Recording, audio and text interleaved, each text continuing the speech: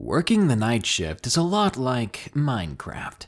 If you stay up after dark, the creepers and creatures come out, doing whatever they can to mess up your whole career. Yeah, I've been playing way too much Minecraft lately. So today I've got some extra creepy night shift stories for you. Call your manager and request better hours, because these stories might just terrify you. If you have a story of your own, share it with us at darkstories.org. Now, let's begin. Midnight Red Eyes from Adraxse. This happened to me a couple of months ago and has terrified me ever since. My friend thought it would help if I shared the story. I was on my way home from work at around midnight, one of the quirks of working the late shift. The main roads are well lit, but to get to my place, you would have to take a quiet, deserted road, approximately 10 kilometers before it led to my complex. Normally, I drive this road during the day, but that night, I was covering a colleague's shift, which now I wish I never did. I had taken the exit and covered about a kilometer. I was making way pretty well, all thanks to the odometer rising with every passing minute, until something darted across the road in front of me. Immediately, I pressed on the brakes and managed to stop about 50 meters away from where this thing had decided to stop. It was hard to make out any definite features, so I turned on my high beams, and I was baffled at what I saw. A dog. There in the middle of the road was a canine of some sort. It looked like a husky, but as big as a bear. At first, I thought it was a wolf, but I live in Canada, BC, in a small town just nestled beside the city, so there's no way this could have been a wolf. I shook it off, and I removed my foot from the brake, slowly driving towards it. I was thinking it would run away, as most animals would, the closer I got. But this thing, it just stayed there.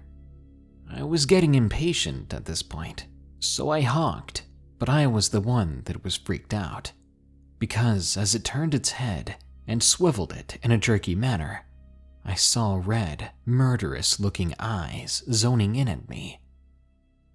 This creature was most definitely not your typical wolf or dog, because those don't have blood-red eyes glaring at you maliciously. I clenched the wheel hard as my eyes took in the rest of this monstrosity. It had a head shaped like a dog, but everything else was just so unnatural.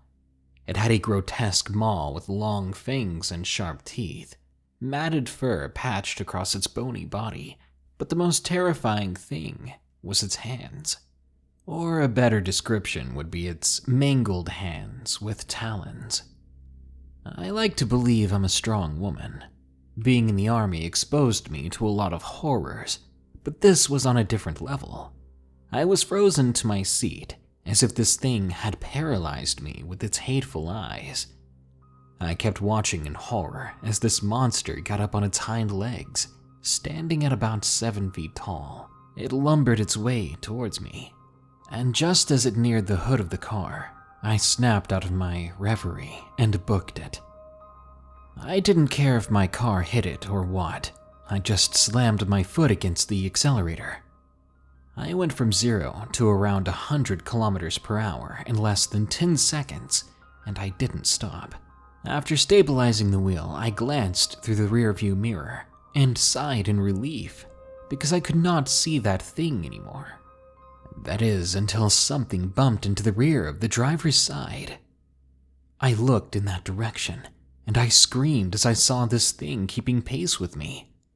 My Jeep was going what would have been around 60 miles per hour at least, and this monster was keeping up with ease.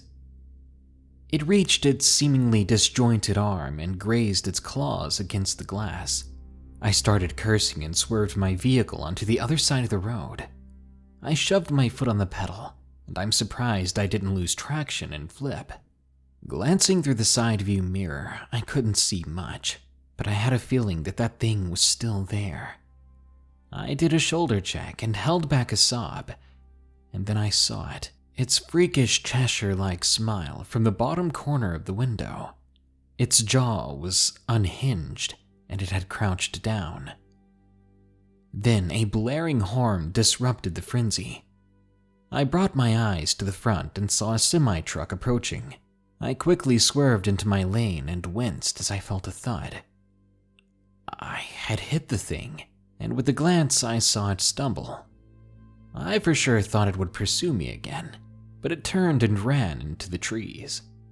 I held back a choked sob, and I did not remove my foot from the gas pedal until I made it home. There weren't many people out at the time, but I did see a few cars driving along, and this eased me a bit. Soon I pulled into my complex and parked my car before pulling out my phone and calling the security, requesting if I could be escorted to my condo. I was that scared, you have to understand that. The moment I entered my condo, I shivered and I made sure everything was locked and bolted before locking myself in my bedroom. I popped a caffeine pill and sat facing my room window. I didn't fall asleep until sunrise. The morning light brought with it some comfort, allowing my exhaustion to finally kick in, and I went into a fitful sleep. It's been a while since the incident, and the nightmares have died down now. Who knows what in the world it was? The only thing I'm sure of is that I'm not taking that damn road home again. The Ghost in the Storage Room, from CladTheLad. When I was 17, I used to work at a gas station that was located quite far away from any town. Even with it being almost out in nowhere, there were quite a few people stopping by to fill up gas, shop in the small store connected to it, or to sleep outside. One Friday evening, my boss called me asking me to come to work due to the other night shift worker calling in sick, and there was no one else he could call. I sighed but agreed to it, and he thanked me. I lived about an hour away, so when I got there it was about 9 p.m. I would work until 8 in the morning when 2 others would take the shift over. When I arrived, my boss greeted me and headed out for the night, so I'd spend those hours alone. I really didn't mind this. I liked working alone, because I could decide what music I wanted to listen to pass the time. It was a nice small store, and I enjoyed working there. I loved talking to other people, and I had the best boss ever. Now, the store had 3 doors that connected into the main part. There's the main entrance that is mostly glass, and there's another door that leads to the break room and my boss's office. The third one leads to a storage room. Storage is the most important part. The only way to get into that room is with a special key that only my boss had access to, which means that I can't go in there during the night. Everything was normal that night, pretty empty and quiet. The only patrons so far were some people getting late night snacks after working late, plus some folks I already knew. Then at about 2 in the morning, I heard a faint click sound towards the storage room. I went and looked and saw nothing irregular with the door or anything around it, so I ignored it, thinking it was one of the lights above me that made the sound. But the clicking continued, happening again and again until it clicked once every second or so. I realized it wasn't a click, it was more of a tapping sound, as if someone was tapping at the door from the inside. And then the banging started. Multiple bangs coming from the door as if someone was knocking. That person sounded pissed. "Who's in there?" I yelled, but I was met with silence. No answer, no knock, no taps, no sounds at all. Plus, the music had stopped playing. It was complete silence. I called my boss over and over on the phone, but he never answered. I then tried to call one of the other workers that used to work the night shift that I knew rather well. Surprisingly, he was still awake at this hour. I immediately asked him about the sounds. He said he didn't know what I was talking about and didn't believe what I was hearing. He thought I was just pranking him, but I swore that I wasn't. He asked if I wanted him to come over and work the rest of the time with me, which I gladly said yes to. He lived pretty close and was there in about 20 minutes. We started chatting for a while and then tap, tap, tap. The tapping began again, and I asked him right away if he'd heard that. I never got an answer. I looked at him and his eyes were locked on the storage room door. He wasn't taking his eyes off of it. I told him that was the noise I was talking about. He finally replied, "I've never heard it do that in my life." We were both creeped out. Someone was in the storage room. He ran to the main entrance. The store had this old-style closed and open sign. He turned it to closed, locked the door, and we ran into the break room and locked ourselves inside. We waited for 8 a.m. where our boss and other coworkers came to work. When we heard the pling noise from the main entrance, both of us nearly had a heart attack. The break room door then unlocked and in came our boss, absolutely furious that we had closed and locked the store down. We explained to him what was happening, and of course he didn't believe us. He then went to unlock the storage room door even though we insisted that he didn't. But he did it anyway and flung the door open. Inside, it was empty. Impossible, I thought. We had heard banging and tapping coming from that room only hours ago. There was no way whoever or whatever was in there could have gotten out. This made me believe that the gas station was haunted. I never worked at night again, and shortly after I quit. To be honest, I'm quite terrified at the thought of going back there.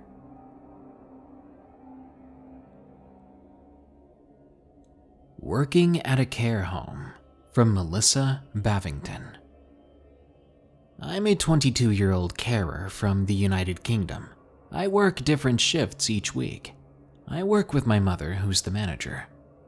She asked me when doing the ROTA if I would like to cover the cook shift. I agreed, as it's something new and different for me. The day of my cooking shift, I was in for 7:30 a.m. I began cooking bacon for the residents and pouring the porridge. After an hour or so, I walked over to the sink to wash the bowls and plates. That's when, out of the corner of my eye, I spotted a figure. A figure that looked to be taller than 6 feet, but all I could see of it was blackness. It had no face and no clothing, but somehow I knew it was staring at me. I didn't look directly at it, so I could explain it away as someone standing there. So I shrugged it off and carried on, moving to dinner. I cooked up some curry and jacket potatoes. When I walked to the sink and started washing up, I felt a cold feeling on my shoulder, and it brushed down my arm. I thought someone was there, so I told them to leave, and that I wasn't interested in talking at the moment. Immediately, the feeling disappeared. I asked my mother about it, and she told me a few residents asked about a man walking into their room, room 13, a man who came in and just stood there. I figured the same person who had been bothering me while cooking was the same person who was standing in people's rooms all awkwardly. But this wasn't the last occurrence. I began to see a feminine figure in the room of a woman who passed away. The room was vacant, yet there was always a lady standing there, just watching me walk past the doorway. One night I was working the night shift to help out. I was taking a yellow bag out back. When I made my way back, I looked into the conservatory, and I saw a black figure standing in front of a chair, and they were pointing at me. I paused and looked back at the figure. There should have been no one up there. I ran back inside, and I locked the door. On another night, I was cleaning the rooms upstairs. I was at the far back room, deep cleaning it. I looked up to see a figure walking up from the stairs and look right at me for a few seconds. And then it shot right through me, like phased through me in an instant. It took all the air out of my lungs, and I had to gasp for air, like I'd just been pulled from the water. I was fine after, but absolutely stunned and horrified. Finally, both me and my mother heard something once that we'll never forget. She was teaching me how to cook different things in the kitchen, when all at once, both of us heard the loudest scream, piercing our ears. It wasn't just us either, as one of the other carers ran towards us, covering their ears. They asked if everything was okay, possibly assuming that we had done the screaming. But when the screaming continued and they arrived and we weren't the ones doing it, I think we all realized just how creepy that place was. After checking on the residents, they were all fine, and no one knew who had done the screaming. So yeah, if you want a difficult job, and you want to hear disembodied voices and possibly be attacked by ghosts, a care home is perfect for you. Overnight shift from D. I worked as an overnight manager at a popular chain restaurant serving burgers. The first store in my city to flagship the whole open 24 hours bit. The restaurant was situated inland a bit, in a town famous for its nightlife at the beach, in between two college campuses and near one particularly nasty neighborhood, known for regular drug busts. One side of the store faced a main road. The opposite was lined with a thin screen of trees. Behind the store and to the left was mostly woods, and to the right behind the trees was the neighborhood. Despite being in a part of town that was pretty well developed, and honestly fairly decent with the exception of that one neighborhood, nights there were often unsettling. The wooded area had a reputation among the other employees for just feeling kind of creepy. Probably the fact of it being nearly pitch black from lack of streetlights nearby.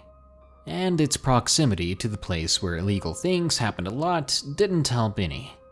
One night, my Puerto Rican friend Nino and I had just sent the last of the evening shift crew home, and were starting to go through the overnight cleaning and maintenance list.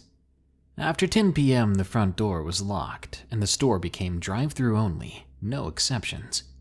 This is somewhat important, as this rule is strictly enforced to protect us and the store from the very real risk of nighttime robbery.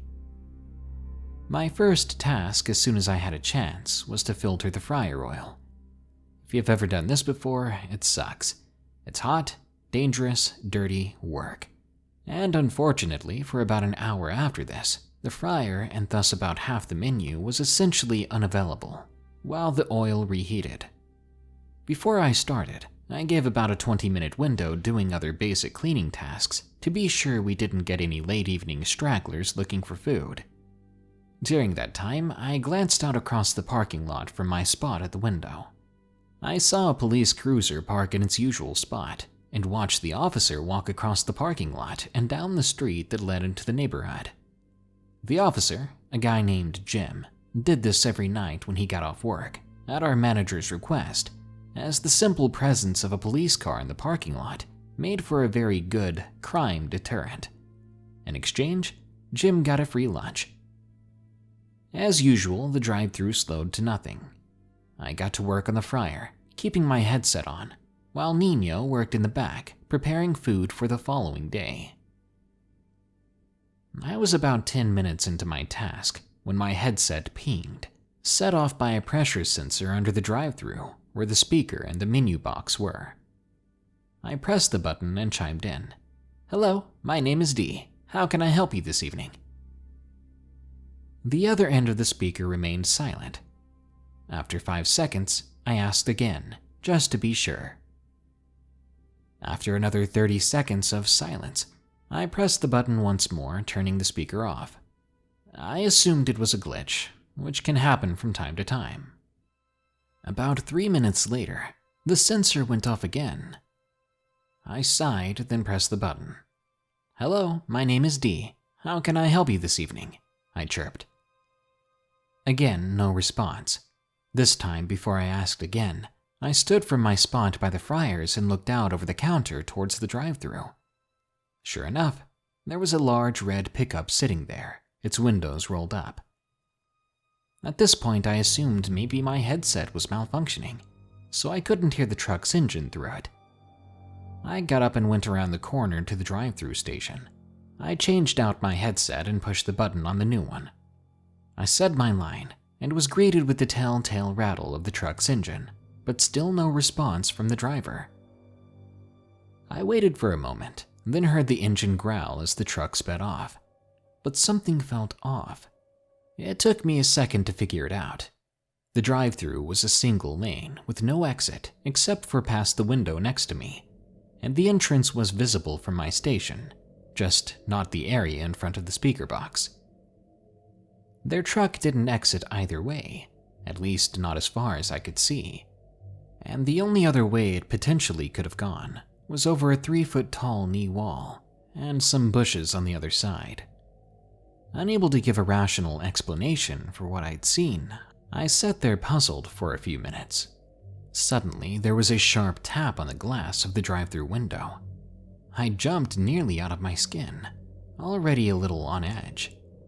There, standing next to the window, was a man wearing a long, tattered dirt brown duster and a camping backpack, desperately in need of a shave. "I'm sorry, sir, I'm not allowed to serve you if you aren't in a car, for safety reasons," I said, without opening the window. I wasn't about to open that window, for risk that the guy might try and jump through, and in case someone came driving into the drive-thru with him standing there and ran him over. He pleaded with me a few minutes, ignoring my requests to leave, until my politeness wore thin, as he begged me to open the window with various excuses. He seemed frightened. Finally, I warned him that I was about to call the cops and pointed to the empty cop car in the lot, at which point he ran away hastily. By then, I was even more on edge, so I went and told Nino about what was going on. He listened and started to look a bit worried himself. The back of house in this restaurant was shaped roughly like a capital H, with one side being the drive-thru and the other side being the prep line. The drive-thru reached from my station to the front to a second in the rear of the building, at the end of a long hallway specifically for passing out food when the restaurant was fully staffed. Nino was working exactly opposite of me in the other corner, so there was a walk-in cooler between him and the second drive-thru station. While I was back there explaining to him what happened, we suddenly heard a loud crash from over by that window. We ran over, Nino grabbing a knife from the rack on the way. What we found was a stack of buckets full of pickles 3 tall, not fallen off the shelf but seemingly lifted over the lip of the shelf and slammed down hard on the floor, hard enough for the bottommost bucket to have completely shattered. There was pickle juice everywhere, but absolutely no indication as to what had actually happened. The doors and windows were all locked and secured still, and only myself and Nino were in the building.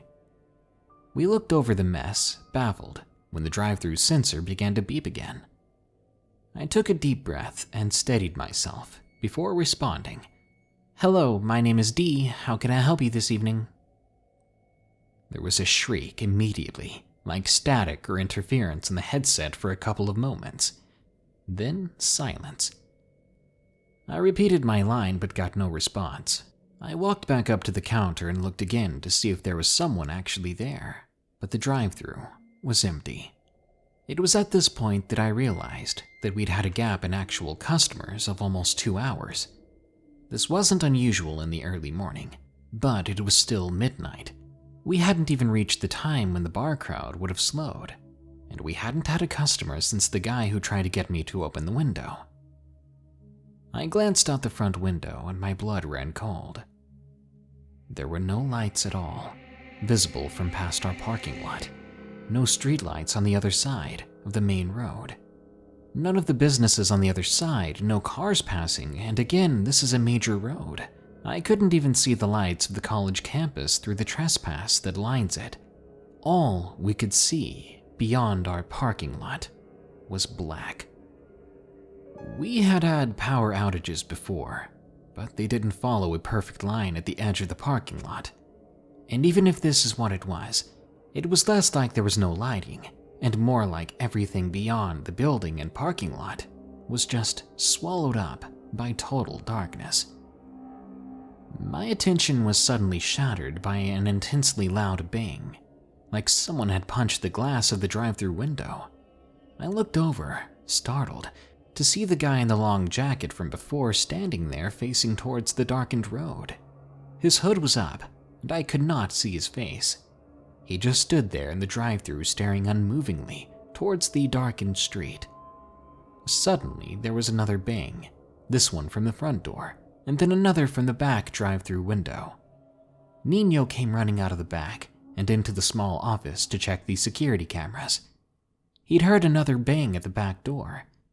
At each entrance, there was a person, all of them 6 in total, were staring unmoving towards the dark street. Nino swore and yelled for me to check the door locks, becoming more than a little afraid himself now. I did, and they were all secure. He shouted out again as the people began to move in unison, walking slowly towards the darkness, paced perfectly, so that as they reached the edge of the light, they were walking shoulder to shoulder. All 6 of them stepped out of sight into the darkness in perfect unison, and suddenly the shadows were parted by the headlights of a passing car, but the 6 people that were there were gone. The lights on the far side of the street flickered back into existence. The figures of the 6 people were nowhere to be seen. They'd simply vanished. Everything went back to normal now. We returned to our tasks after a few minutes of just being in awe. Obviously, a sense of fear and unease lingered over us, but soon the bar crowd showed, then slowed, and the early breakfast customers started staggering in. Our relief and another manager I'll call Lisa showed up, and as was policy, they asked us about the previous night.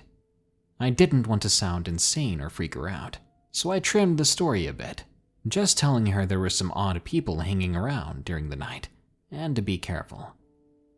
I know she could sense that something wasn't right in my tone, and she began to ask more questions.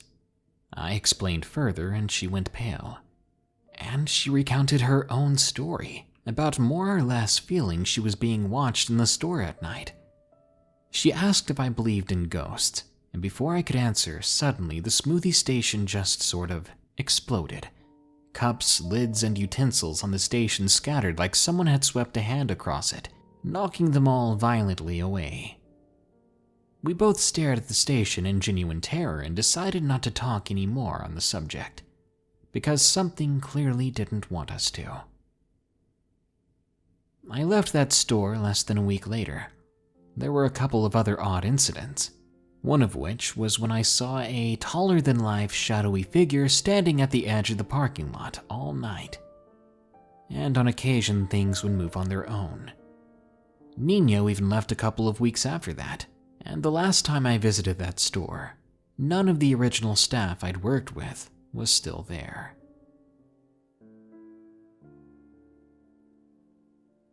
Police Officer's Experience from Anonymous. I'm a police officer in New Mexico, and I've been on the job for 10 years. Back in 2013, I worked the graveyard shift and would visit with my uncle who ran a security business and worked at a lot of new construction sites. One night around 1 a.m., my uncle asked me to swing by his construction site so that he'd have some police presence due to some strange activity. I got to his site around 1:30. I was parked next to his vehicle while I sat in my unit. We talked for about an hour when we started hearing noises coming from one of the apartments that had barely been started being built. I exited my unit and investigated, but found nothing. We sat and talked for another few minutes or so, and not more than 10 feet in front of my unit, a small mist began to take form. I told my uncle about it, and all of a sudden the mist grew larger, and then it took human shape and walked across the street in front of my unit, disappearing next to the apartment I had just searched. We sat there for a bit in silence, then the weird noises started back up. I exited my unit to check the apartment again, but once more found nothing. For the next hour or so, we kept hearing voices from the building, but every time we checked, nothing was found. It was a quick experience, but certainly terrifying and bewildering.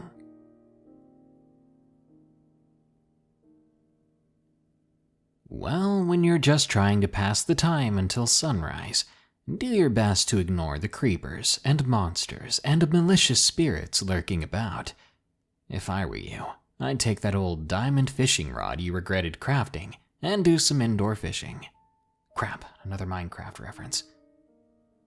Good night. If you enjoyed this episode, be sure to like, share, comment, and subscribe. If you want to hear your story narrated, start off by sending it to us at darkstories.org. If you want to support the show, check the links in the description. There's a link to my Patreon and a link to my merch store with some creepy monster shirts. Now, as usual, here are my 5 favorite early comments from the previous episode about 5 creepy late-night stories. The first couple of comments are some people saying meow. I'm not sure what I missed, but I know I love cats, so you guys do your thing.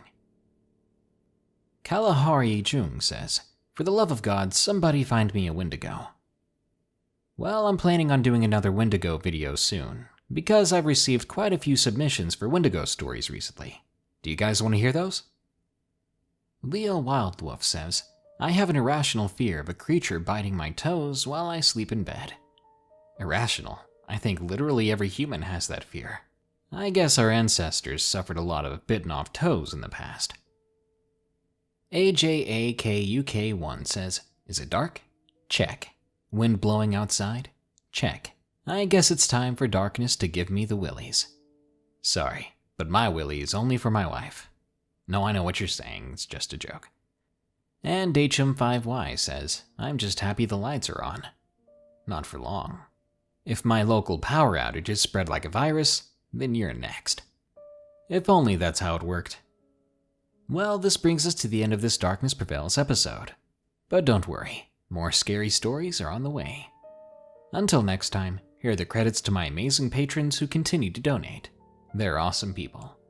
Remember, stay safe out there and stay creepy, because this world is a strange one.